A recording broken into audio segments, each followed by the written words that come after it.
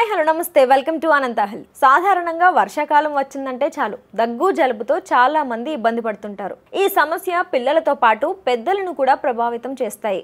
అయితే జలుబు లేదా దగ్గు రాగానే మనం మెడికల్ షాప్స్కు పరుగులు తీస్తూ ఉంటాం. ఇప్పుడు నేను చెప్పే చిట్కాలు కనుక పాటిస్తే మెడికల్ షాప్కు వెళ్ళి మందులు తీసుకోవాల్సిన అవసరం లేకుండా ఈ సమస్యలను ఇంట్లో చిట్కాలతోనే బాయ్ బాయ్ చెప్పొచ్చు. జలుబు దగ్గు సమయంలో కషాయం తాగితే మంచి ఫలితం ఉంటుంది. అదేవిధంగా నివారణగా కూడా కషాయం చాలా బాగా పనిచేస్తుంది.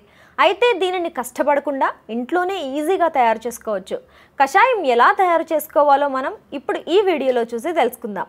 ఒక అర చెంచా పసుపు పొడి, అర చెంచా అల్లం పొడి లేదా అర చెంచా పచ్చి అల్లం, లవంగాల పొడి, అర చెంచా దాల్చిన చెక్క పొడులను కలిపి ఈ మిశ్రమంలో కాస్త నీళ్లు పోసి 5 నిమిషాలు మరిగించాలి. ఆ తర్వాత స్టవ్ ఆఫ్ చేసి ఇందులో కాస్త నిమ్మరసం, ఒక చెంచా తేనె కలిపి దీన్ని రోజుకు 2-3 సార్లు కనుక తాగితే దగ్గు జలుబు మాయమవుతాయి.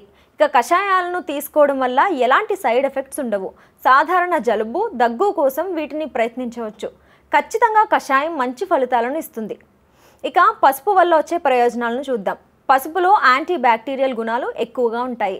బ్యాక్టీరియా ఇన్ఫెక్షన్లతో పోరాడటానికి ఇది దగ్గు జలుబును తగ్గించడంతో పాటు రోగనిరోధక శక్తిని కూడా పెంచడానికి ఉపయోగపడుతుంది. అల్లం జలుబు దగ్గు సమస్యలకు అల్లం దివ్య ఔషధం. అల్లం మనం గృహ అవసరాలకు వాడుతుంటారు.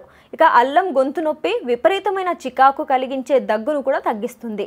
వర్షాకాలంలో క్రమం తప్పకుండా అల్లం వాడకం వల్ల మంచి ఫలితాలే ఉంటాయి.